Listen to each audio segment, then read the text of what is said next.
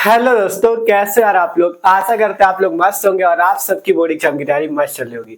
तो जैसा कि हम लोग क्लास 12 फिजिक्स का जो किरण प्रकाश की एवं प्रकाशिक यंत्र वाला चैप्टर था, इस पूरे चैप्टर को कंप्लीट कर चुके थे। तो आज हम इस चैप्टर के देखने वाले सभी महत्वपूर्ण न्यूमेरिकल्स को, ठीक है, देख सकते हो किरण प्रकाश की एवं प्रकाशिक यंत्र के सभी महत्वपूर्ण न्यूमेरिकल्स। और ये ऐसे ऐसे न्यूमेरिकल्स होने वाले जो कि फिजिक्स के पेपर में हर साल पूछे जाते हैं। तो मस्त तरीके से एक एक न्यूमेरिकल को हम लोग सॉल्व करेंगे। और आपसे कह रहे हैं ना, सभी न्यूमेरिकल इंपॉर्टेंट है, ये हर साल पूछे जाते हैं और इस बार भी इनसे आने की चांसेस पूरे पूरे रहेंगे। तो मस्त तरीके से एक एक क्वेश्चन को हम लोग सॉल्व करेंगे। तो सब लोग जल्दी से कॉपी पेन निकाल के बैठ जाओ, एक एक क्वेश्चन बहुत ही आसान तरीके से सॉल्व होगा, ठीक है।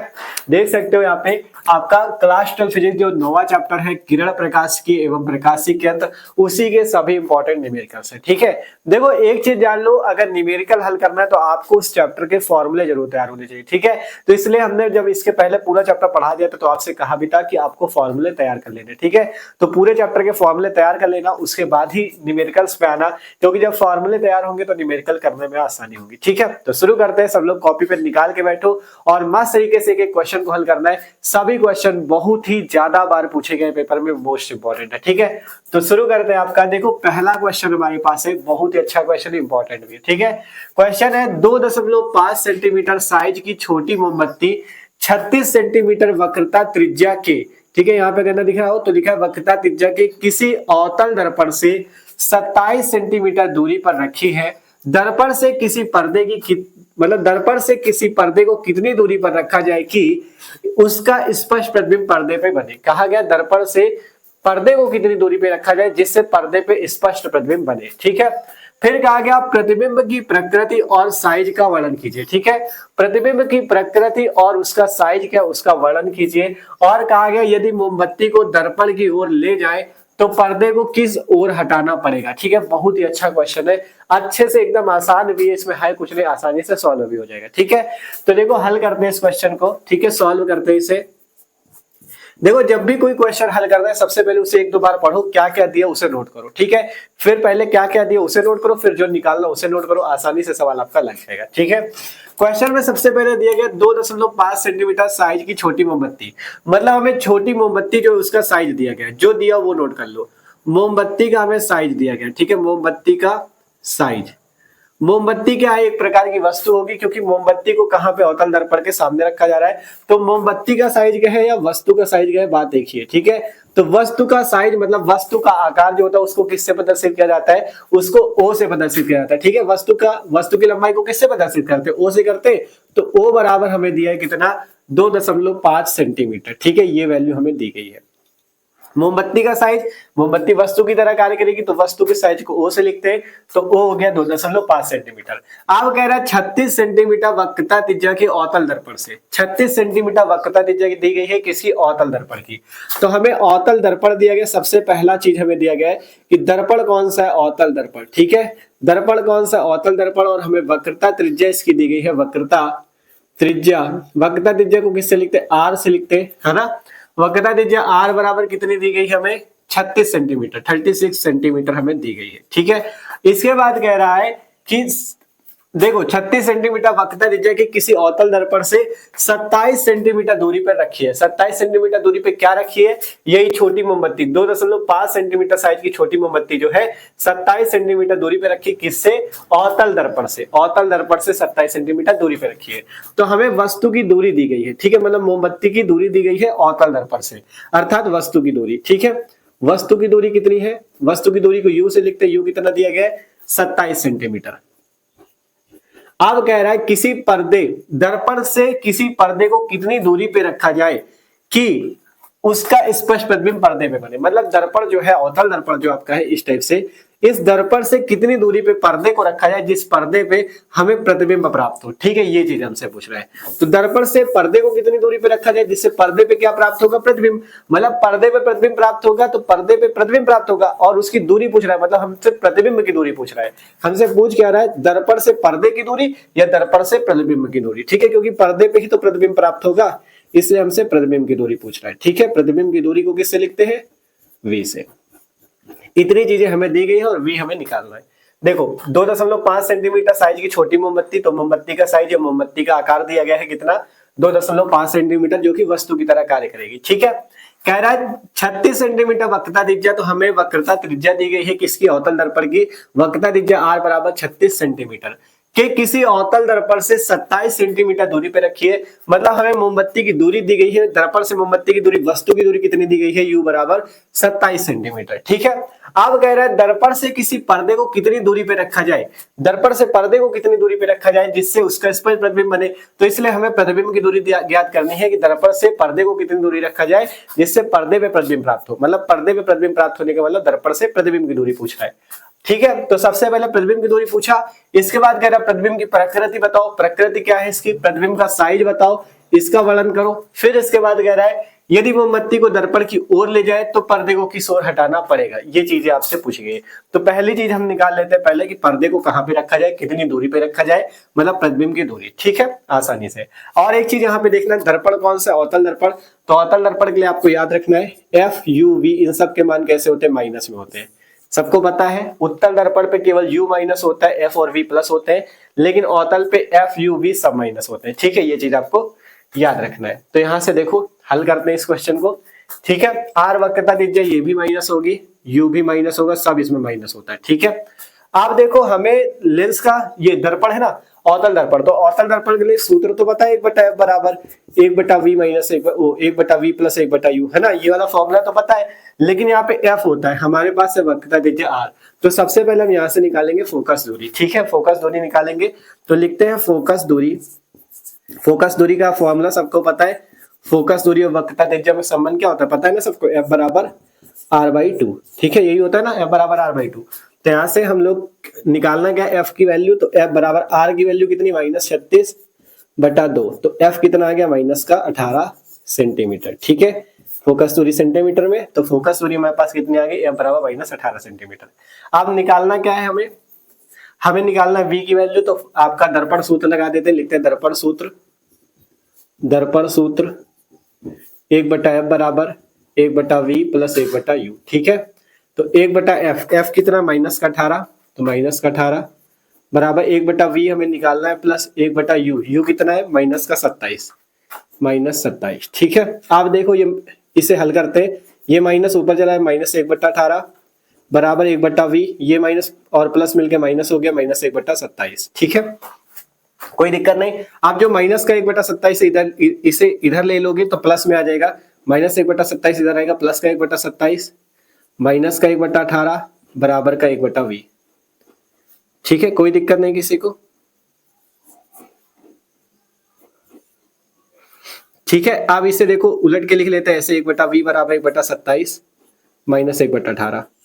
में इसको हल करना है तो हमें 27 और 18 का एलसीएम पता करना पड़ेगा। तो 27 और 18 का एलसीएम निकाल लो साइड पे, 3 पहले 2 से काटो, 2 27 ही आया, ये कॉमा लगा हुआ है। ठीक है, 18 2 से काटो, 2 नहीं 18, अब किससे कटेगा, 3 से, 3 9 27, 3 त्रिको 9, फिर 3 से काटो, 3 त्रिको 9, 3 एकम 3, फिर 3 से काटो, 3 एकम 3, मतलब कितना है, 3 त्रिको 9 3 27 दूनी 54। इसका एलसीएम कितना आ जाएगा, 1/v बराबर एलसीएम आ चुका है 54। 27 18 का एलसीएम आ चुका है 54। आप देखो इस 54 एलसीएम से हम लोग इसे आगे हल कर लेते हैं। तो देखो 27 का भाग दोगे 54 पे, 27 दूना 54, 2 आया, 2 का 1 से गुणा 2, माइनस 18 का भाग दोगे 18 3 54, ऊपर 3 से गुणा, मतलब 3 का 1 से गुणा 3, इसे हल करोगे 1/v बराबर 2 - 3, 2 से 3 घटाओगे कितना आएगा, -1/54। तो 1/v कितना आया, -1/54। अब इसे उल्टा कर दो तो v बराबर कितना आ गया, -54 सेंटीमीटर। ठीक है, तो हमें प्रतिबिंब की दूरी कितनी पता चली, -54 सेंटीमीटर। ठीक है, प्रतिबिंब की दूरी v पता चल गई -54 सेंटीमीटर, मतलब अवतल दर्पण से कितनी दूरी पे प्रतिबिंब बनेगा, -54 सेंटीमीटर। माइनस तो चिन्ह उसका बता रहा है कि अवतल दर्पण 54 सेंटीमीटर दूरी पे बनेगा, और जब 54 सेंटीमीटर दूरी पे बनेगा तो पर्दा भी तो वही रखेंगे क्योंकि पर्दे पे ही प्रतिबिंब प्राप्त होगा। तो यहां से हम लिख सकते हैं अतः दर्पण से 54 सेंटीमीटर दूरी पर पर्दे को रखना पड़ेगा। ठीक है, क्योंकि पर्दे पे प्रतिबिंब प्राप्त होगा तो पर्दे को रखना पड़ेगा। हमसे क्वेश्चन यही पूछ रहा था, देख लो हमसे क्वेश्चन क्या पूछ रहा था कि दर्पण से किसी पर्दे को कितनी दूरी पे रखा जाए कि उसका स्पष्ट प्रतिबिंब पर्दे पे बने। तो प्रतिबिंब की दूरी अगर निकल आई तो प्रतिबिंब पर्दे पे ही बनेगा, तो इसलिए अतः दर्पण से 54 सेंटीमीटर दूरी पे ही पर्दे को रखना पड़ेगा। ठीक है, पहला आपका जो पूछा गया था पर्दे की दूरी वो पता चल गई। इसके बाद कह रहा प्रतिबिंब की प्रकृति और साइज बताओ, प्रतिबिंब की प्रकृति और साइज बताओ। तो प्रकृति तो आपको तुरंत पता चल जाएगी। प्रकृति क्या होगी इसकी कि प्रतिबिंब कैसा बनेगा बताओ। प्रतिबिंब की प्रकृति नहीं बता लोगे। अवतल दर्पण है, अवतल दर्पण से कैसा बनेगा वास्तविक तथा उल्टा, तुरंत बता दो। या आप क्या करो आवर्धन निकाल लो, आवर्धन क्षमता m बराबर माइनस वी बटा यू से। अगर इसकी वैल्यू माइनस में आती है तो वास्तविक तथा उल्टा, अगर प्लस में आती है तो आभासी तथा सीधा। चलो निकाल के दिखा देते हैं। m बराबर माइनस वी बटा यू। माइनस वी कितना है, माइनस पहले से माइनस वी की जगह कितना है -54 बटे में u की जगह कितना है -27। ठीक है, आप देखो ये माइनस पहले से m बराबर माइनस और ये माइनस माइनस मिलके प्लस हो जाएंगे और 27 दूना 54, तो m कितना आया -2। तो जब माइनस की वैल्यू आएगी तो प्रकृति कैसी होगी वास्तविक तथा उल्टा। ठीक है, अगर माइनस की वैल्यू आती है तो वास्तविक तथा उल्टा, अगर प्लस की वैल्यू आती है तो आभासी तथा सीधा। m की वैल्यू ये डिसाइड करेगी। ठीक है, m अगर माइनस में आया तो वास्तविक तथा उल्टा, अगर m प्लस में आता तो आभासी तथा सीधा। ठीक है, अब कह रहा है प्रकृति भी बता दी हमने। अब कह रहा है साइज का वर्णन करो, प्रतिबिंब का साइज क्या होगा। तो प्रतिबिंब का साइज मतलब प्रतिबिंब, देखो वस्तु का साइज पता है मोमबत्ती का, अब प्रतिबिंब का साइज पूछ रहा है। ठीक है, तो m बराबर एक फॉर्मूला और पता है हमें, I/O पता है सबको। m बराबर I/O। m क्या है आवर्धन क्षमता, I क्या है प्रतिबिंब की साइज या प्रतिबिंब की लंबाई, O क्या है वस्तु की लंबाई। इसी से हम I का मान निकाल लेते हैं। तो m बराबर, m कितना है -2, I कितना है, I कहाँ गया, I कहाँ है, I तो निकालना है। O कितना है 2.5। ठीक है, तो यहाँ से लंबाई निकाल लो। चलो आवर्धन में प्लस का ही चिन्ह रखो। ठीक है, क्योंकि ये माइनस चिन्ह केवल ये दिखा रहा है कि वास्तविक है कि उल्टा। ठीक है, तो यहाँ से I निकालोगे तो कितना आ जाएगा 2.5 का 2 से गुणा 5.2 सेंटीमीटर। ठीक है, और चाहो तो माइनस रखे रहो, कोई दिक्कत भी नहीं है। ठीक है, तो यहाँ से हमें क्या मिला, प्रतिबिंब का साइज मिल गया। ठीक है, पूछ रहा था ना प्रतिबिंब का साइज बताओ, तो ये क्या चिन्ह निकला है प्रतिबिंब का साइज। प्रतिबिंब का साइज 5 सेंटीमीटर। इस टाइप से हमारे पास प्रतिबिंब का साइज भी निकल आया। अब इसके बाद क्या पूछ रहा है, साइज भी बता दिया, प्रकृति भी बता दिया, पर्दे की दूरी भी बता दिया। अब कह रहा है यदि मोमबत्ती को दर्पण की ओर ले जाए। ठीक है, देखो ये था अवतल दर्पण, यहाँ पे मान लेते पहले वस्तु या मोमबत्ती जो रखी थी। अब कह रहा है कि वस्तु को और नजदीक ले जाए, मतलब जब इस वस्तु को हम यहाँ पे कहीं जाके रख देंगे अब, तो प्रतिबिंब क्या होगा, और प्रतिबिंब की अब जब वस्तु नजदीक चली गई मतलब मोमबत्ती को और दर्पण के पास ले गए तो वस्तु की स्थिति भी बदल जाएगी। ठीक है, तो वस्तु जब इससे जहां कहीं मान लो यहाँ बन रही थी अब वो थोड़ा और दूर जाके बनेगी, तो जब वस्तु की स्थिति बदल जाएगी तो पर्दे को भी, जैसे पर्दा पहले यहाँ पे लगाया गया था अब पर्दे को भी पीछे करना पड़ेगा। ध्यान समझो, मान लो वस्तु पहले इतनी दूरी पे थी दर्पण से, ठीक है, तो प्रतिबिंब कहीं पे यहाँ पे बन रहा था। आप इसके बाद जैसे जैसे मोमबत्ती को पास ले जाओगे उसकी प्रतिबिंब की स्थिति बदल जाएगी, जिससे हमें जब प्रतिबिंब को कहाँ प्राप्त करना है, पर्दे पे प्राप्त करना है। तो जब प्रतिबिंब की स्थिति बदलेगी तो पर्दे को भी हमें थोड़ा और पीछे रखना होगा कि हमें पर्दे पे ही प्रतिबिंब प्राप्त हो जाए। तो इसलिए हम यहाँ से लिख देंगे, पूछा गया है कि जब मोमबत्ती को दर्पण की ओर ले जाए तो पर्दे को किस ओर हटाना पड़ेगा। तो लिख देंगे यहाँ से कि जब मोमबत्ती को दर्पण की ओर ले जाएंगे, दर्पण की ओर ले जाएंगे तो पर्दे को और पीछे हटाना पड़ेगा। ठीक है, पर्दे को कहाँ हटाना पड़ेगा, पीछे हटाना पड़ेगा। ठीक है, तो इस पूरे क्वेश्चन का आंसर इस टाइप से हो जाएगा। पर्दे को कहाँ हटाना पड़ेगा, पीछे की ओर हटाना पड़ेगा। क्यों हटाना पड़ा, आपको बताया कि जैसे दर्पण है, दर्पण के पास मोमबत्ती भी इतनी दूरी पे, तो प्रतिबिंब की स्थिति दूसरी जगह है। जैसे मोमबत्ती को आगे ले जाओगे तो क्या होगा, प्रतिबिंब की स्थिति बदल जाएगी, तो इसलिए हमें पर्दा और पीछे लगाएंगे जिसपे प्रतिबिंब प्राप्त हो जाए। तो इसलिए लिख दिया गया जब मोमबत्ती को दर्पण की ओर ले जाएंगे तो पर्दे को और पीछे हटाना पड़ेगा। ठीक है, तो इस टाइप से इस पूरे क्वेश्चन का आंसर हो चुका है। ठीक है, तो देख सकते हो कितना अच्छा क्वेश्चन था। इसी टाइप के क्वेश्चन पेपर में आता है, पूरा इसी टाइप के आपके क्वेश्चन पूरे इस वीडियो पे आपको मिलेंगे, जिससे क्वेश्चन पेपर में आए और आप आसानी से उनको कर पाओ। ठीक है, तो पहले हमें क्या क्या दिया गया था, मोमबत्ती का साइज, वक्रता त्रिज्या, वस्तु की दूरी, प्रतिबिंब की दूरी। अवतल दर्पण दिया है कि उत्तल दर्पण, ये जरूर लिख लो जिससे आपको प्लस और माइनस चिन्ह का पता चलेगा। अवतल दर्पण के लिए FUV सारे माइनस, और उत्तल के लिए केवल U माइनस और बाकी सब प्लस। ठीक है, फोकस दूरी सबसे पहले निकाली, फिर दर्पण सूत्र से V का मान निकाला, वहीं पे पर्दा प्राप्त हुआ। फिर प्रकृति पूछ रहा था तो M का मान माइनस आया तो वास्तविक तथा उल्टा। प्रतिबिंब का साइज पूछा तो I निकाल लिया। इसके बाद पूछ रहा था अगर मोमबत्ती को दर्पण के पास ले जाए तो पर्दे को कहाँ रखना पड़ेगा, पर्दे को और पीछे हटाना पड़ेगा। ठीक है, तो आसानी से क्वेश्चन हल हो चुका है। तो ये पहला क्वेश्चन था, आशा करते सबको समझ में आया। देखो आपको वीडियो तो देखते ही जाना, लेकिन कॉपी पे खुद से भी सॉल्व करना जिससे आपको आए। वीडियो देखोगे केवल तो आपको फिर कम समझ में आएगा। आप लोग वीडियो भी देखो और खुद से भी सॉल्व करो, ठीक है। आप जैसे ये वाला क्वेश्चन हो चुका है तो वीडियो को पॉज कर लो, रोक लो और आसानी से इस क्वेश्चन को एक बार अपने मन से करने की कोशिश करो जिससे आपको आने लगे। फिर इसके बाद अगले क्वेश्चन को बनाओ, ठीक है। तो इससे सब लोग नोट कर लो। अब चलते हैं हम लोग अगले क्वेश्चन की ओर, ठीक है। और उससे पहले जो लोग नए हो सब्सक्राइब जरूर कर लेना चैनल को, क्योंकि यहाँ पे बहुत ही बेहतरीन तरीके से तैयारी चल रही है, ठीक है। अभी तक चैप्टर 1 से 9 तक आपके कंप्लीट हो चुके हैं। डेली वीडियो आ रहे हैं, डेली क्लास जा रही है, फिजिक्स और केमिस्ट्री दोनों की मस्त तरीके से तैयारी चल रही है, ठीक है। डिस्क्रिप्शन पे चेक करना, इसी वीडियो के डिस्क्रिप्शन पे प्लेलिस्ट मिल जाएगी क्लास 12 फिजिक्स की, वहां पे फिजिक्स के सारे वीडियो, क्लास 12 केमिस्ट्री की, वहां पे केमिस्ट्री के सारे वीडियो मस्त तरीके से तैयारी कर सकते हो, ठीक है। तो इसे नोट कर लो। अब चलते हैं अगले क्वेश्चन की ओर। तो आप देखते हैं अगला क्वेश्चन। अगला क्वेश्चन भी बहुत ही अच्छा क्वेश्चन है, ठीक है, और है भी ये भी सिंपल, ठीक है। पढ़ो क्वेश्चन को और देखो इसके बाद आगे भी जो क्वेश्चन मिलेंगे उसमें आपको आगे जो प्रिज्म वाले क्वेश्चन है सारे क्वेश्चन कराएंगे, टेंशन न लेना। आपको पूरा एक एक जितने भी टाइप के क्वेश्चन सारे करेंगे, ठीक है। तो पूरा अच्छे से देखते रहना। देखो अगला क्वेश्चन है कि 4.5 सेंटीमीटर साइज की कोई सुई 15 सेंटीमीटर फोकस दूरी के किसी उत्तल दर्पण से 12 सेंटीमीटर दूर रखी है, ठीक है। दूर रखा है या रखी है। प्रतिबिंब की स्थिति तथा आवर्धन लिखिए। क्या होता है जब सुई को दर्पण से दूर ले जाते हैं, वर्णन कीजिए, ठीक है। क्वेश्चन अच्छा है ये भी। उसमें अवतल दर्पण था, इसमें उत्तल दर्पण है। उसमें मोमबत्ती को पास ले जाते थे, इसमें सुई को दूर ले जाना है, ठीक है। उसी टाइप का है। देखो करते हैं। कह रहा है 4.5 सेंटीमीटर साइज की कोई सुई। अब की बार सुई का साइज दिया है। सुई है भैया, सुई का साइज। सुई क्या है, वस्तु की तरह कार्य करेगा। तो सुई का साइज या वस्तु का साइज किससे लिखा जाएगा, ओ से। कितना दिया गया, 15 सेंटीमीटर, ठीक है।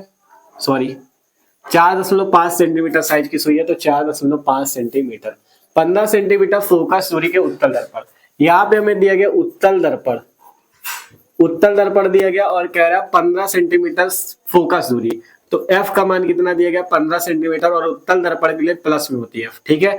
उत्तल दर्पण के लिए एफ यू, केवल यू माइनस में होगी, एफ और वी प्लस में होंगे, ठीक है। 15 सेंटीमीटर फोकस दूरी के किसी उत्तल दर्पण से 12 सेंटीमीटर दूर रखा है या 12 सेंटीमीटर दूर रखी है, ठीक है। क्या कहा गया, देखो एक उत्तल दर्पण है इस टाइप से, ठीक है। उत्तल दर्पण है। कह रहा है कि सुई का साइज जो है, यहाँ पे एक सुई रखी है इस टाइप से। सुई का साइज जो है 4.5 सेंटीमीटर है, ठीक है। अब कह रहा है उत्तल दर्पण की फोकस दूरी दी है 15 सेंटीमीटर। फोकस इधर होगा, ये आपकी कितनी दी गई है, 15 सेंटीमीटर की फोकस दूरी दी गई है, ठीक है। अब कह रहा है ये सुई जो है किसी उत्तल दर्पण से 12 सेंटीमीटर दूर रखी। देखो पढ़ो, 4.5 सेंटीमीटर साइज की सुई 15 सेंटीमीटर फोकस दूरी के उत्तल दर्पण से 12 सेंटीमीटर दूर रखी है। 12 सेंटीमीटर दूर कौन रखा है, ये सुई। तो सुई की दूरी जो है दर्पण से कितनी, 12 सेंटीमीटर, ठीक है। मतलब हमें क्या दिया गया है, यू की वैल्यू। देखो ना, कहा है 4.5 सेंटीमीटर साइज की सुई उत्तल दर्पण से 12 सेंटीमीटर दूर रखी है। मतलब सुई की दूरी हमें दी है दर्पण से, ठीक है। दर्पण से सुई की दूरी मतलब यू बराबर दिया है माइनस का 12 सेंटीमीटर। यू माइनस में होगा, ठीक है, क्योंकि चिन्ह परिपाटी के अनुसार दर्पण से बाएं ओर की माइनस में और दर्पण से दाएं ओर की प्लस में, ठीक है। 15 सेंटीमीटर इधर फोकस इधर होता है, वक्रता केंद्र इधर होता है, तो इसलिए इधर की वैल्यू प्लस में, इधर की माइनस में हो जाती है, ठीक है। तो यू कितना है, -12। अब कह रहा है प्रतिबिंब की स्थिति तथा आवर्धन लिखिए, कि मतलब प्रतिबिंब यहाँ पे कहाँ पे स्थित होगा और उसका आवर्धन। तो प्रतिबिंब की स्थिति का क्या मतलब है, प्रतिबिंब कहाँ पे स्थित है, कितनी दूरी पे स्थित है, ये पूछ रहा है। मतलब प्रतिबिंब की दूरी पूछ रहा है। स्थिति पूछे तो मतलब दूरी पूछ रहा है। प्रतिबिंब की दूरी हमसे पूछी जा रही है। प्रतिबिंब की दूरी को किससे लिखते हैं, वी से लिखते हैं। वी पूछ रहा है और क्या पूछ रहा है, आवर्धन भी पूछ रहा है। आवर्धन क्या होता है, एम होता है। एम का मान भी पूछ रहा है, ठीक है। तो सिंपल से निकाल लेते हैं प्रतिबिंब की दूरी और आवर्धन, कोई दिक्कत नहीं है। वी निकालना है, फॉर्मूला लगाओ, 1/f बराबर 1/v प्लस 1/u। बस लेंस के लिए याद रखना माइनस लग जाता है, ये दर्पण के लिए प्लस, लेंस के लिए माइनस, ठीक है। तो 1/f, f की जगह 15 हो गया, बराबर 1/v। v तो निकालना ही है, प्लस u कितना, -12, तो -12, ठीक है। हल करो, 1/15 बराबर 1/v, ये माइनस इधर आ गया तो माइनस का 1/12, ठीक है। अब इसे आगे हल करो, 1/v को इधर रखो, -1/12 इधर भेज दो, तो 1/v बराबर 1/15 प्लस 1/12, ठीक है। देख लो ध्यान से, 1/v ये आ गया और ये -1/12 उधर भेज दिया गया, तो 1/15 प्लस 1/12। 15-12 का एलसीएम कर लो, 15-12 का एलसीएम, 2 से काटो, 15 2 छक्के 12, 2 से काटो 2 तिया 6, 3 से काटो 3 5 15, 3 एकम 3, 5 से काटो 5 एकम 5, 5 एकम 5, तो कितना है, 2 दूनी 4 3 12 पंचे 60, 60 एलसीएम आ चुका है, ठीक है। तो आसानी से इसे हल करते, 15-12 का 60 एलसीएम आया है। अब देखो यहाँ से 1/v बराबर 60 आगे एलसीएम 15 का भाग दो, 15 चौको 60, 4 का 1 से गुणा 4 प्लस 12 का भाग दो, 12 पंजे 60, 5 का 1 से गुणा 5। ठीक है, हल करो। 1/v बराबर 4 और 5 मिलकर 9/60। ठीक है, 1/v कितना है 9/60। v का मान निकालना, उल्टा कर दो। v बराबर कितना है 60/9। ठीक है, v बराबर 60/9 ही लिखे रहो या भाग दे के लिख लो। v बराबर 9 का भाग दोगे 9 सत्ते 63, 6 बार जाएगा पहले, 9 छंग 54, 6 बचा, फिर 9 छंग 54, 6.67 सेंटीमीटर। ठीक है, v बराबर 6.67 सेंटीमीटर आ गया। कि प्रतिबिंब की स्थिति क्या है, प्रतिबिंब की स्थिति दर्पण से 6.67 सेंटीमीटर दूरी पे है। ठीक है, आगे चाहे तो लिख लो कि प्रतिबिंब की स्थिति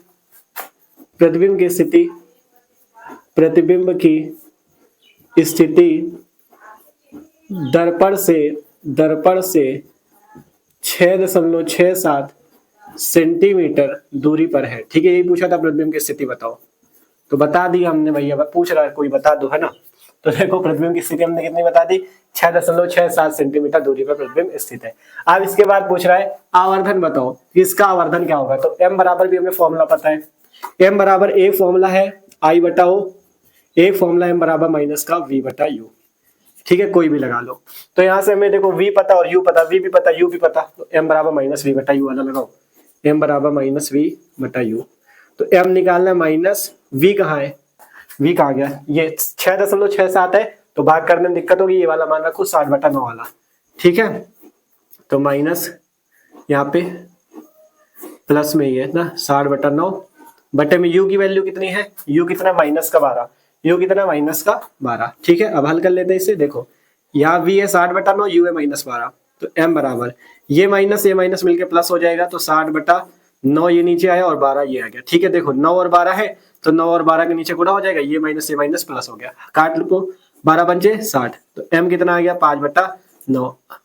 आवर्धन कितना आ गया 5/9। ठीक है, 5/9 भाग दे के लिखना चाहो तो 0.9×45, 5 बचा, 9×45 5 बचा, 0.556 करके आ जाएगा। ठीक है, तो ये वैल्यू आ गई है किसकी, आवर्धन की। आवर्धन भी निकल आया। ये चीजें तो पूछा था, प्रतिबिंब कहाँ पे स्थित है, तो प्रतिबिंब दर्पण से 6.67 सेंटीमीटर दूरी पे स्थित है। आवर्धन पूछ रहा था, आवर्धन भी बता दिया। अब एक बात और कही आगे कि क्या होता है जब सुई को दर्पण से दूर ले जाया जाए, क्या होता है जब सुई को दर्पण से दूर ले जाया जाए। अभी पिछली वाली स्थिति पे था कि हम मोमबत्ती को क्या कर रहे थे, दर्पण के पास ले जा रहे थे, लेकिन अब की वाली स्थिति में इस सुई को हमें दर्पण से दूर ले जाना है। तो जब इस सुई को हम दर्पण से दूर यहाँ पे ले आए, मान लो, तो एक चीज आपको पता होना चाहिए, उत्तल दर्पण द्वारा प्रतिबिंब बनना अगर आपने समझा है, ये क्लास 10th पे भी टॉपिक था। ठीक है, क्लास 10 पे अगर आपने अच्छे से समझा है, तो अवतल दर्पण से बनाने की, प्रतिबिंब बनाने की 6 स्थितियां थी और उत्तल दर्पण से 2 स्थितियां थी।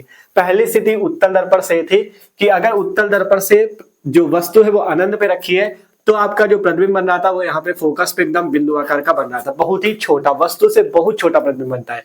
और इसके बाद अगर मान लो यहाँ पे कहीं स्थित है वस्तु, तो उसका प्रतिबिंब यहाँ पे बन जाता था, फिर भी वस्तु से छोटा ही बनता था। मतलब आप क्या करते हो, अगर यहाँ वस्तु रखते हो तो भी वस्तु से छोटा, और अगर दूर ले जाते हो तो वस्तु से और छोटा होता जाता है। अनंत पे रख दोगे तो एकदम बिंदु आकार का बनेगा। ठीक है, तो अगर उत्तल दर्पण से आप वस्तु को जितना दूर ले जाओगे उतना ही छोटा प्रतिबिंब बनेगा। केवल 2 स्थितियां थी, मतलब अगर यहाँ पे कहीं रखते हो तो वस्तु से छोटा प्रतिबिंब इधर जाके बनेगा, अगर आप इस वस्तु को दूर लेते जाते हो मतलब अनंत तक ले जाओ तो यहाँ पे फोकस भी बनेगा एकदम बिंदु आकार का, एकदम छोटा सा। ठीक है, तो इसलिए यहाँ से आपसे कहा गया कि यदि इस सुई को दर्पण से दूर ले जाया जाए तो प्रतिबिंब कैसा बनेगा, एकदम छोटा होता जाएगा। ठीक है, तो यहां से लिखेंगे जब सुई को दर्पण से दूर ले जाया जाएगा। ठीक है, यही पूछा गया ना कि सुई को दर्पण से दूर ले जाते तो क्या होगा। ठीक है, तो जब सुई को दर्पण से दूर ले जाएंगे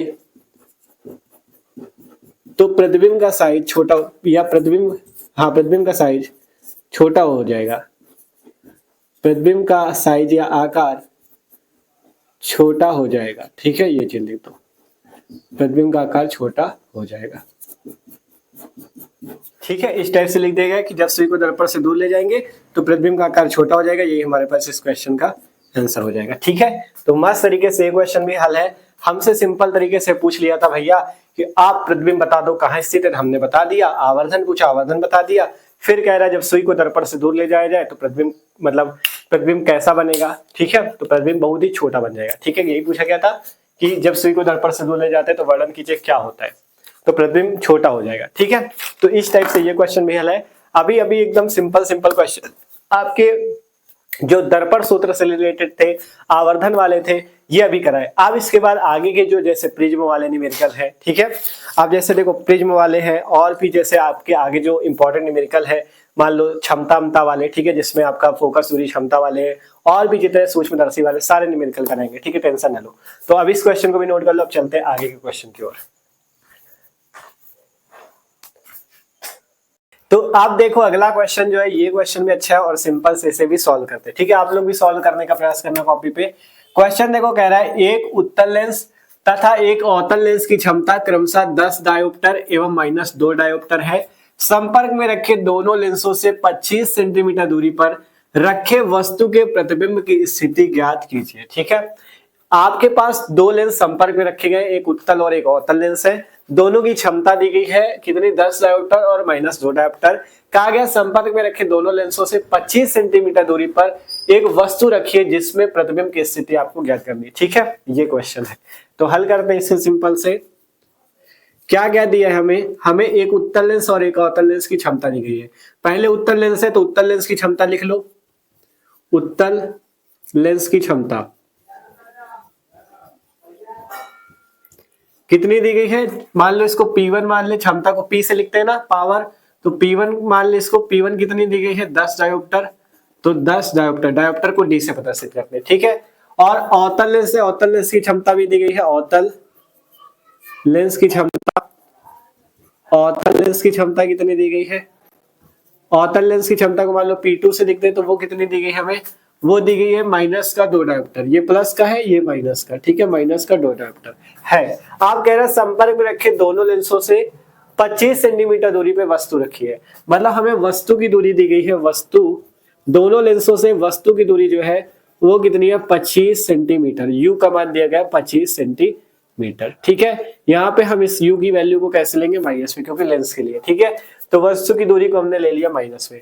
अब कह रहा है दूरी पे रखे वस्तु के प्रतिबिंब की स्थिति ज्ञात कीजिए। प्रतिबिंब की स्थिति का मतलब वही प्रतिबिंब की दूरी, हमें v का मान निकालना है। स्थिति प्रतिबिंब कहाँ पे स्थित है, मतलब प्रतिबिंब की दूरी पूछ रहा है। ठीक है, तो इतनी चीजें दी गई। उत्तल लेंस की क्षमता है, अवतल लेंस की क्षमता, वस्तु की दूरी है, v का मान निकालना है। ठीक है, और दोनों लेंसों को बता दिया गया कि अवतल और उत्तल लेंसों को संपर्क में रखा गया है, एक दूसरे से जोड़ के रखा गया है। ठीक है, तो देखो संपर्क में रखे लेंसों के लिए फोकस दूरी का भी हमने सूत्र पढ़ा था, 1/f बराबर 1/f1 + 1/f2 वाला। ठीक है, ये वाला फॉर्मूला सबने पढ़ा है ना, 1/f बराबर 1/f1 + 1/f2 वाला। ठीक है, ये फॉर्मूला सबने पढ़ा है। ठीक है, तो यहाँ पे ये फॉर्मूला भी यूज हो सकता है कि पहले P1 दिया है, इससे F1 निकालो, फिर P2 दिया है, इससे F2 निकालो, फिर बाद में इस फॉर्मूले पे लगाओ, तब निकाल सकते हो। ठीक है, या आप क्या कर सकते हो, ठीक है, या आप क्या कर सकते हो यहाँ से, या आप क्या करो, देखो दोनों लेंसों को संपर्क में रखा गया, तो लिखते हैं संपर्क में रखे, देखो दोनों लेंसों की क्षमता अलग अलग दी गई, तो संपर्क में रखे लेंसों की,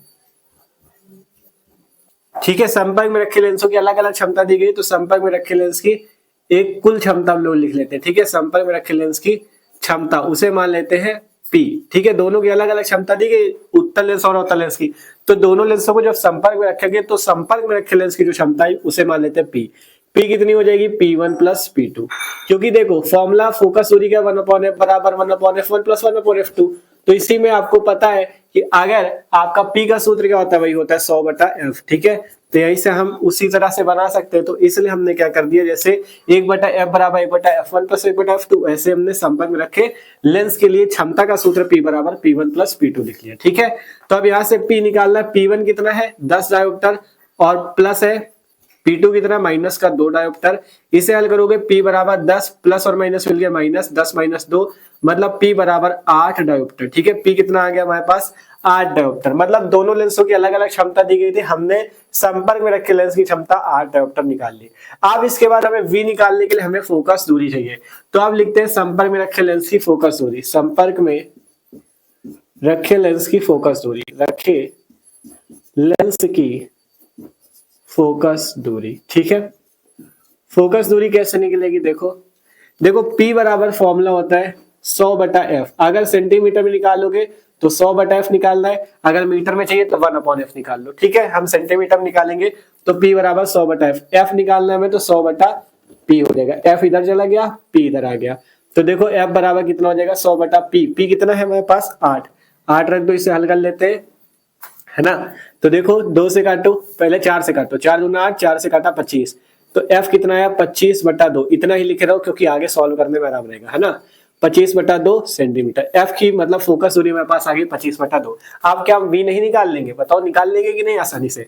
तो 1/f बराबर 1/v माइनस 1/u। लेंस है इस बार, ध्यान देना लेंस है इसलिए माइनस ले रहे हैं, संपर्क में रखे लेंस, अवतल और उत्तल लेंस है, पहले दर्पण थे इसलिए प्लस लेते हैं, लेंस में माइनस। ठीक है, तो f की जगह रख दो 25/2, v निकालना है माइनस 1/u, कितना है u है -25। हल कर लेते हैं इसे, तो ये 25/2 ऊपर जाएगा 2/25, 1/v, ये माइनस से माइनस मिलकर प्लस 1/25।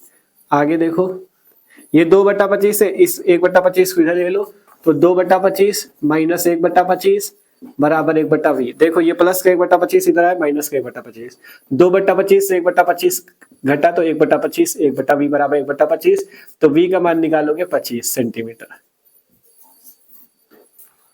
ठीक है, v का मान कितना आ गया 25 सेंटीमीटर। यही निकालना था कि प्रतिबिंब की दूरी क्या है, तो अब हमें क्या पता चला, वस्तु की प्रतिबिंब की स्थिति क्या है 25 सेंटीमीटर दूर। ठीक है, तो यहां से हम लिख देंगे अतः संपर्क में रखे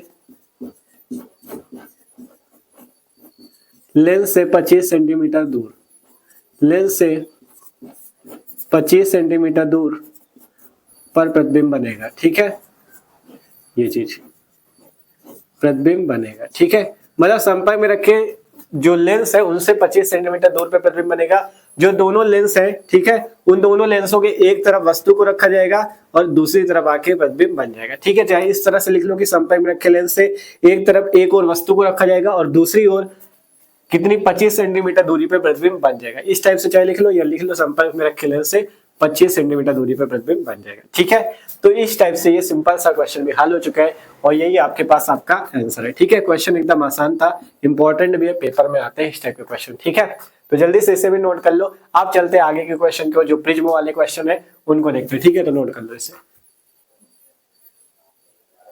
आप देखो अगला क्वेश्चन जो है वो भी देखते हैं अच्छे से। देखो अगला क्वेश्चन कह रहा है किसी प्रिज्म से अल्पतम विचलन कोण 30 डिग्री, प्रिज्म के प्रथम अपवर्तक पृष्ठ पे अपवर्तन कोण 30 डिग्री, प्रिज्म के पदार्थ का अपवर्तनांक ज्ञात कीजिए। ठीक है, अच्छा क्वेश्चन है, एकदम सिंपल है। ठीक है, तो हल करते हैं इसे। देखो इसमें फॉर्मूला आपको जरूर पता होना चाहिए तभी आप हल कर पाओगे। प्रिज्म की बात है, अल्पतम विचलन कोण दिया गया, अल्पतम विचलन कोण। अल्पतम विचलन कोण को किससे प्रदर्शित करते हैं पता है आपको? अल्पतम विचलन कोण, अल्पतम विचलन कोण होता है डेलm। ठीक है, डेलm की वैल्यू कितनी दी गई है 30 डिग्री। अल्पतम विचलन कोण कितना दिया गया डेलm 30 डिग्री। कह रहा प्रिज्म के प्रथम अपवर्तक पृष्ठ पे अपवर्तन कोण भी 30 डिग्री है। प्रिज्म के, देखो प्रिज्म इस टाइप से होता है, ये प्रिज्म होता है। कह रहा प्रिज्म में ये वाला भी अपवर्तक पृष्ठ है, ये भी अपवर्तक पृष्ठ। प्रिज्म में 2 अपवर्तक पृष्ठ होते हैं और यहाँ पे जो बीच में कोण बनता है उसे बोलते हैं कोण ए, जिसे क्या बोला जाता है प्रिज्म का कोण बोलते हैं। ठीक है, क्या बोलते हैं प्रिज्म कोण बोलते हैं। ठीक है, तो कहा गया है कि किसी प्रिज्म से अल्पतम विचलन कोण 30 डिग्री है। अब कह रहा है प्रथम अपवर्तक पृष्ठ पे अपवर्तन कोण कितना है 30 डिग्री। अपवर्तन कोण, अपवर्तन कोण तो सब लोग यार जानते हो, किससे लिखते हैं अपवर्तन कोण बताओ? अपवर्तन कोण को किससे लिखते हैं? अपवर्तन कोण आर होता है ना, आपतन कोण आई, अपवर्तन कोण आर, तो वही चीज है। अपवर्तन कोण भी 30 डिग्री है। अब कह रहा है कि प्रिज्म के पदार्थ का अपवर्तनांक ज्ञात करो। अपवर्तनांक हम लोगों से पूछ रहा है, अपवर्तनांक को n से लिखते हैं, n का मान पूछा जा रहा है। ठीक है, क्या दिया गया अल्पतम विचलन कोण डेलm का मान 30 है, अपवर्तन कोण r का मान 30 है, अपवर्तनांक n पूछ रहा है। तो अब अगर यहाँ पे आपको n का फॉर्मूला पता है तो आसानी से इस क्वेश्चन को कर सकते हो। ठीक है, तो देखो n का फॉर्मूला सबको प्रिज्म के लिए पता है। n बराबर सूत्र क्या होता है अपवर्तनांक का, n बराबर sin a प्लस डेलm बाई 2 अपॉन में sin a बाई 2, ये फॉर्मूला सबको पता है। ठीक है, ये फॉर्मूला सबको पता है कि नहीं? n बराबर sin a प्लस डेलm बाई 2 बटे में sin a बाई 2, फॉर्मूला सबको पता है। अब यहाँ से देखो हमें r पता है ना कि a हमें निकालना पड़ेगा। ठीक है, a हमें निकालना पड़ेगा। तो a और r में एक संबंध होता है, a और r में एक संबंध होता है, इसे समीकरण 1 मान लेना। a और r में एक संबंध होता है, a बराबर होता है 2r के। a किसके बराबर होता है 2r के, मतलब a जो प्रिज्म कोण होता है अपवर्तन कोण r का 2 गुना होता है। ठीक है, ये फॉर्मूला याद रखना, a बराबर होता है 2r के। तो यहाँ से हम a निकालेंगे, तो a निकलेगा a बराबर 2 इंटू आर, r कितना है 30, तो यहाँ से a कितना आ जाएगा 3 दूना 60 डिग्री। ठीक है, तो प्रिज्म कोण हमारे पास कितना आ गया, ये क्या है, a प्रिज्म कोण है, ये क्या है प्रिज्म कोण हमारे पास कितना आ गया 60 डिग्री। अब आसानी से हम अपवर्तनांक निकाल सकते हैं। तो यहाँ से n का फॉर्मूला लगाते हैं, n बराबर sine a plus del M by 2, a की जगह 60 प्लस डेल एम की जगह 30, 60 प्लस 30 बटा 2 बटे में साइन a बटा 2, a क्या है 60, तो 60 बटा 2। ठीक है, ध्यान से देखो, sine a plus del M by 2 था तो 60 प्लस 30 बटा 2 और बटे में साइन a बाई 2 था तो a की जगह 60 बटा 2। हल कर लेते इसे, n बराबर 60 और 30 मिला के 90, 90 बटा 2 साइन 90 बटे 2 बटे में साइन 60 बटे 2। ठीक है, अब इसे काट पीट लो, तो n बराबर 2 से काटा साइन 45, 2 से काटा नीचे साइन 30। ठीक है, 2 से 90 काटोगे 45 दूनी 90, 2 से 60 को काटोगे 3 दूनी 60, है ना।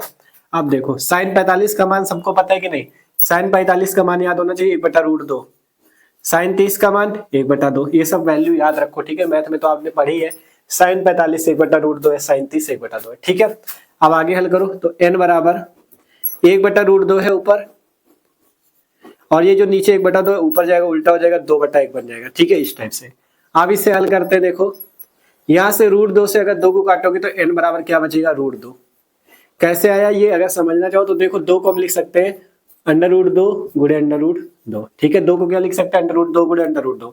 नीचे √ था तो 1 √2 से 1 √2 कैंसिल, बचा केवल √2। ठीक है, अब क्या आंसर केवल √2 लिख दे, तो आपको यहाँ पे √2 नहीं लिखना, √2 की वैल्यू पता होनी चाहिए। अगर इतना भी लिख दोगे तो गलत नहीं है, लेकिन √2 का मान पता हो तो आप इसको लिख सकते हो। √2 का मान होता है 1.414। ठीक है, तो इस वैल्यू को आपको यहाँ पे लिख देना है, ये √2 की वैल्यू होती है मैथ में। ठीक है, 1.414, यही आपका अपवर्तनांक इनकी वैल्यू आ जाएगी। ठीक है, तो सिंपल से क्वेश्चन हल है, इसमें भी कुछ नहीं था। ठीक है, अपवर्तन वो अल्पतम विचलन कोण दिया था, अपवर्तन कोण दिया था, अपवर्तनांक आपसे पूछ रहा था, आसानी से आपने इनकी वैल्यू यहाँ पे निकाल ली है 1.414। ठीक है, तो इस टाइप से क्वेश्चन आसानी से हल है। अब चलते हैं अगले क्वेश्चन की और, आगे की भी जो क्वेश्चन है वो भी इंपॉर्टेंट और आसानी से हल हो जाएंगे। ठीक है, तो नोट कर लो इसे। आप देखो जो अगला क्वेश्चन है वो भी बहुत ही बेहतरीन है। ठीक है, क्वेश्चन देखो पढ़ते हैं, कह रहा है कांच जिसका अपवर्तनांक यहाँ पे दिया गया ANG बराबर 3/2 के पतले प्रिज्म द्वारा प्रकाश किरण का अल्पतम विचलन कोण 60 डिग्री है। यदि प्रिज्म को जल AnW बराबर 4/3 में डुबो दिया जाए तो विचलन कोण कितना होगा, ये आपसे पूछा गया है। ठीक है, बहुत ही बेहतरीन क्वेश्चन। देखो क्वेश्चन को हल करते हैं, कहा गया है इस टाइप का क्वेश्चन आता भी है पेपर में। ठीक है, इससे अच्छे से देखना, कांच के पतले प्रिज्म, कांच का प्रिज्म कांच का ही होता है, तो आपके पास एक प्रिज्म है इस टाइप का जो कि कांच का बना हुआ है, और इसका अपवर्तनांक आपको दिया गया ANG बराबर 3/2। ANG का मतलब पता है क्या है, ANG A का मतलब क्या होता है, A को बोलते एयर मतलब वायु, G को बोलते ग्लास मतलब कि कांच। ठीक है, और जैसे पानी होता है तो उसे बोलते हैं W मतलब वाटर, वाटर का मतलब जल। ठीक है, ये चीज हमने अच्छे से समझाया था। अगर ANG लिखा है तो इसका मतलब जो ऊपर लिखा है उसके सापेक्ष इसका अपवर्तनांक, जो ऊपर लिखा उसके सापेक्ष, A क्या वायु मतलब वायु के सापेक्ष, जो ऊपर लिखा उसके सापेक्ष, जो नीचे लिखा उसका अपवर्तनांक कांच का। ठीक है, वायु के सापेक्ष कांच का अपवर्तनांक। जैसे ANG लिखा तो इसे क्या बोलेंगे, A वायु है तो वायु के सापेक्ष इसका G मतलब कांच का। अगर यही GNA लिखा होता तो क्या बोलते, क्या लिखा होता है इसका उल्टा GNA, तो मतलब G का मतलब कांच, कांच के सापेक्ष A मतलब वायु का अपवर्तनांक। ठीक है, इस टाइप से बोला जाता है। जैसे पानी का होता है ANW, तो इसे क्या बोलते हैं, वायु के सापेक्ष जल का अपवर्तनांक। ठीक है, जैसे यहाँ पे ANW दिया ना, वायु के सापेक्ष जल का अपवर्तनांक है। ठीक है, तो ये चीजें इसमें होती है, आपको समझ के रखना है। ANG यहाँ पे है, कांच का अपवर्तनांक वायु के सापेक्ष 3/2। अल्पतम विचलन कोण दिया गया, अल्पतम विचलन कोण को डेल एम से लिखते हैं, कितना दिया गया 60 डिग्री। यदि प्रिज्म को जल में डुबो दिया जाए तो जल का अपवर्तनांक है AnW बराबर 4/3। यदि प्रिज्म को जल में डुबो दिया जाए तो अब विचलन कोण कितना होगा, अब विचलन कोण, नया विचलन कोण जो पूछ रहा है, नया विचलन कोण जो पूछ रहा है वो हमसे पूछ रहा है। ठीक है, नया विचलन कोण जो डेल एम डैश इसे मान लेते हैं, ये कितना होगा। मतलब जब अपवर्तनांक ANG 3/2 था तब अल्पतम विचलन 60 डिग्री था, अब प्रिज्म को जल में डुबो दिया गया, तो जल का अपवर्तनांक ये है और अब विचलन कोण पूछ रहा है। ठीक है, तो अब कैसे निकाला जाए, तो देखो पहले तो हमें क्या दिया है, ANG दिया और डेल एम दिया है, इससे हम A निकाल लेते हैं। देखो कैसे, हमें पतले प्रिज्म के लिए एक फॉर्मूला पता है, डेल एम बराबर n-1 इंटू ए, ये वाला फॉर्मूला हमको पता है, तो हम इससे A का मान निकाल लेते हैं। ठीक है, हमें देखो डेल एम कितना दिया है और यहाँ पे पहले वाले के लिए लगा रहे हो तो ANG वाला फॉर्मूला लगाओ, डेल एम बराबर ANG-1 इंटू ए। ठीक है, तो डेल एम कितना दिया है 60 डिग्री, ANG कितना दिया है 3/2 माइनस 1, ए हमें निकालना है। ठीक है, इससे निकाल लेते ए, तो देखो यहाँ से 60 ही रहा, 3/2 से 1 घटाओगे, एलसीएम ले लो, यहाँ पे 3 - 2/2 आएगा इंटू ए, यहाँ से घटाओगे 60 बराबर 3 से 2 गया 1/2 इंटू ए का मान निकालोगे, 2 का इधर गुणा हो जाएगा, जो इधर है भाग में इधर चला जाए गुणे में, तो 60 × 2 बराबर ए, तो ए कितना आ गया 120 डिग्री, मतलब प्रिज्म कोण हमारे पास कितना आ गया 120 डिग्री। ठीक है, अब इसके बाद कहा गया जब प्रिज्म किसका है, कांच का, जब प्रिज्म को क्या किया जाए, जल में डुबो दिया जाए, को जल में डुबो दिया जाए, तब अपवर्तनांक पहले निकालो, इसके बाद दूसरा काम, डुबो दिया जाए तब अपवर्तनांक। ठीक है, ध्यान समझना, यहाँ पे मेन अपवर्तनांक ही समझना, उसी पे क्वेश्चन गलत होगा। प्रिज्म है कांच का, कांच को कहां पे डुबो रहे हो, पानी में, जल में डुबो रहे हो। ठीक है, तो कांच को किस में डुबो रहे हो, जल में, तो अब जो अपवर्तनांक लगेगा, जब कांच को किस में डुबो रहे हो, जल में, तो अपवर्तनांक लगेगा जल के सापेक्ष कांच का। क्या कह रहे हैं हम, कांच को डुबो रहे हो जल में, तो अपवर्तनांक किसका लगेगा, जल के सापेक्ष कांच का, मतलब यहाँ से जो अपवर्तनांक हो जाएगा वो कितना है, जल के सापेक्ष, मतलब W को पहले लिखेंगे, किसका, कांच का, तो WNG। ध्यान से समझो, ये चीज कह रहे हैं, कांच के प्रिज्म को जल में डुबोया जा रहा है, तो अपवर्तनांक क्या हो जाएगा, जल के सापेक्ष कांच का, मतलब कांच को आप जल में डुबो रहे हो तो किसका अपवर्तनांक, जल के सापेक्ष कांच का। ठीक है, तो WNG हो जाएगा। और जैसे ऐसे लिखा होता है 1n2, तो इसे हम लिख देते हैं n2/n1। वैसे ही अपवर्तनांक अगर निकालना है तो इसका फॉर्मूला इस टाइप से बनता है, देखो जैसे WNG लिखा है, जो नीचे उसको ऊपर कर दो NG बटे में, जो ऊपर है उसे नीचे कर दो NW, ऐसे ये फॉर्मूला बन जाता है। देखो जो नीचे NG उसे ऊपर कर दो NG हो गया, ये जो W ऊपर है इससे नीचे कर दो। ठीक है, तो NG/NW, और हमने ANG और ANW लिख रखा है, तो ANG ANW। ठीक है, अब यहाँ से WNG का मान निकाल लो, WNG हमने बताया ना क्या है, WNG क्या है, कांच का अपवर्तनांक जल के सापेक्ष। ठीक है, तो WNG यहाँ से निकालते हैं, ANG कितना है 3/2, ANW कितना है 4/3, हल कर लो इसे, WNG बराबर 3/2, 4/3 ऊपर जाएगा, गुणा होकर 3/4 बन जाएगा, WNG कितना आया 9/8।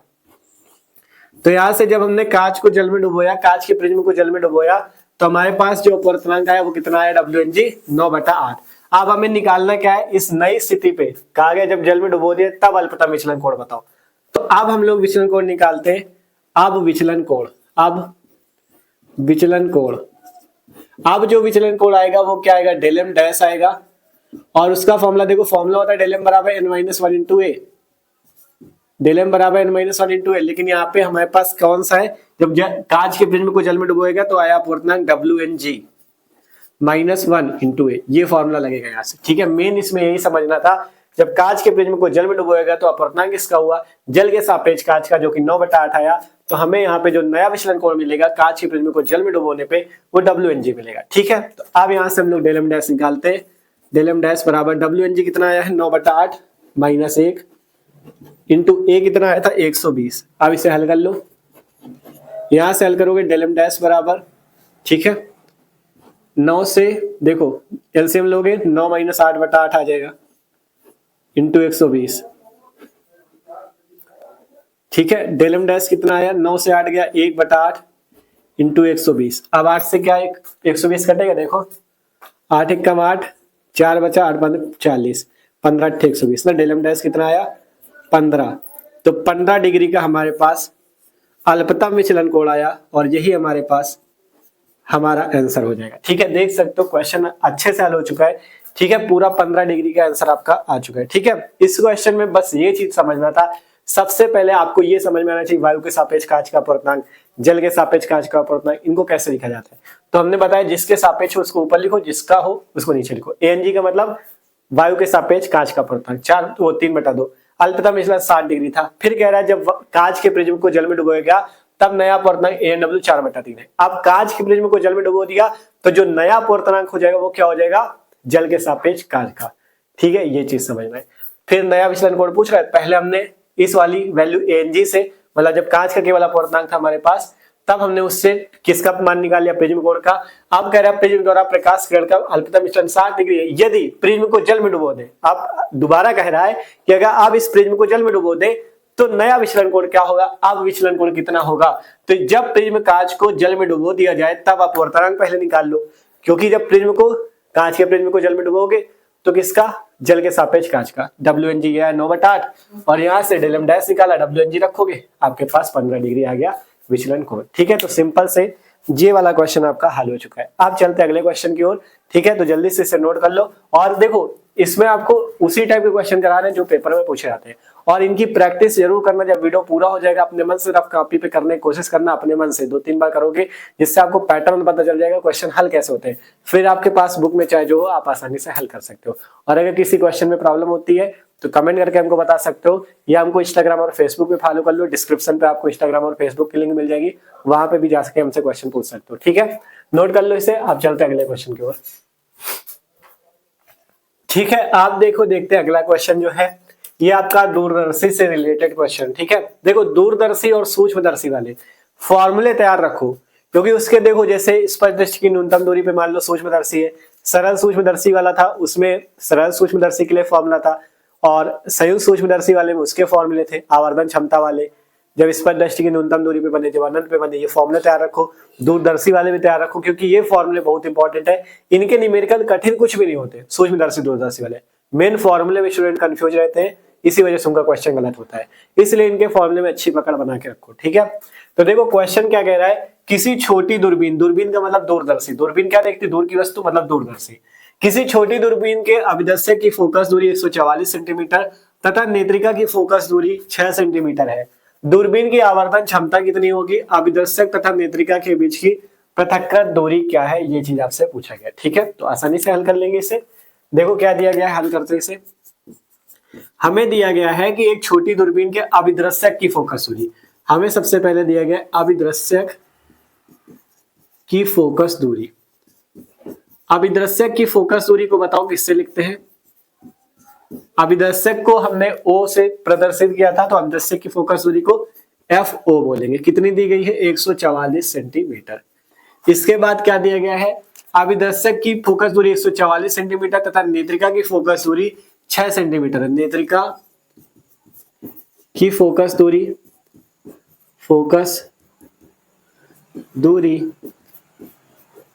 6 सेंटीमीटर। ठीक है, तो नेत्रिका की फोकस दूरी, नेत्रिका को E से लिखा गया था, तो नेत्रिका की फोकस दूरी क्या हो जाएगी, FE। कितनी दी गई है, 6 सेंटीमीटर।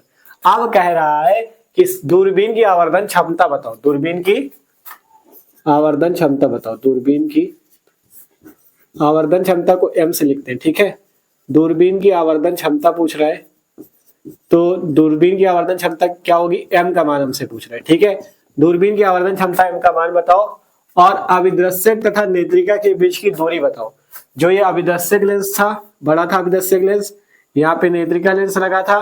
ठीक है, ये आपका था पूरा दूरबीन, तो अभिदर्शक और नेत्रिका के बीच की दूरी पूछ रहा है, मतलब पूरे हमें दूरदर्शी की लंबाई पूछ रहा है। ठीक है, तो अभिदर्शक तथा नेत्रिका के बीच की दूरी क्या है, ये आपसे सीधा क्या है, दूरबीन या दूरदर्शी की लंबाई पूछ रहा है। ठीक है, क्या पूछ रहा है, दूरदर्शी की लंबाई।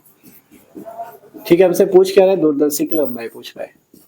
तो सिंपल हम लोग निकाल सकते हैं। देखो कहा गया है कि यहाँ से ये अभिदर्शक है, नेत्रिका, इसके बीच की पूरी लंबाई पूछ रहा है, मतलब पूरी दूरदर्शी की लंबाई पूछ रहा है। ठीक है, तो इसकी लंबाई को हम लोग निकाल सकते हैं आसानी से। ठीक है, देखो निकालते हैं। ठीक है, तो चलो आसानी से निकालते हैं।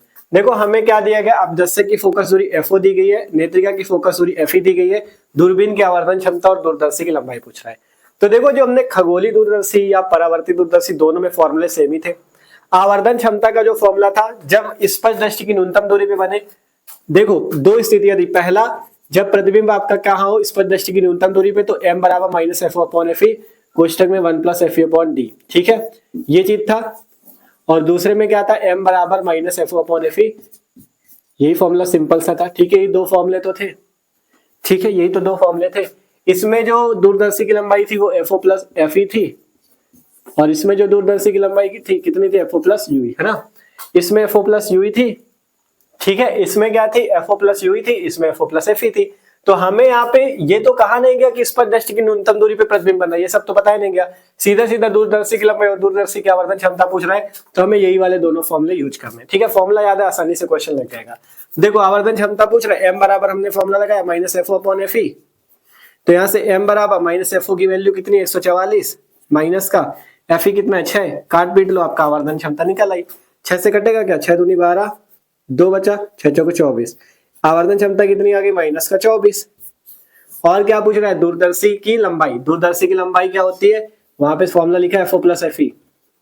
दूरदर्शी की लंबाई कितनी होती है भैया, FO प्लस FE, ठीक है। FO कितनी है 144 प्लस 6, मतलब 150 सेंटीमीटर की दूरदर्शी है। आंसर हो गया, बस कुछ नहीं क्वेश्चन पे, ठीक है, आसानी से, ठीक है, आसानी से ये क्वेश्चन हल हो चुका है। देखो मेन हमने बताया ना, दूरदर्शी और सूक्ष्मदर्शी में फॉर्मूले हैं, आपको फॉर्मूला पता होना चाहिए दूरदर्शी की आवर्धन क्षमता का, प्रतिबिंब की लंबाई का। आसानी से आप दूरदर्शी और सूक्ष्मदर्शी के फॉर्मूले न्यूमेरिकल कर सकते हो, ठीक है। तो इसके फॉर्मूले जरूर तैयार कर लेना, दूरदर्शी वाले, सरल सूक्ष्मदर्शी के, संयुक्त सूक्ष्मदर्शी के, सब कुछ हमने पढ़ा रखा है, ठीक है। इस चैप्टर को पूरा हमने कंप्लीट करा दिया था इससे पहले ही। अगर आप लोग नए हो तो आपको बता दें, इनके सारे वीडियो अगर इस चैप्टर के देखना चाहो तो इसी वीडियो के डिस्क्रिप्शन पे चेक करना, फिजिक्स की प्लेलिस्ट है, वहां प्लेलिस्ट पे आपको चैप्टर 1 से सारे वीडियो पूरे फिजिक्स के मिल जाएंगे। केमिस्ट्री की प्लेलिस्ट में केमिस्ट्री के सारे वीडियो मिल जाएंगे, मस्त तरीके से चैनल से तैयारी कर सकते हो।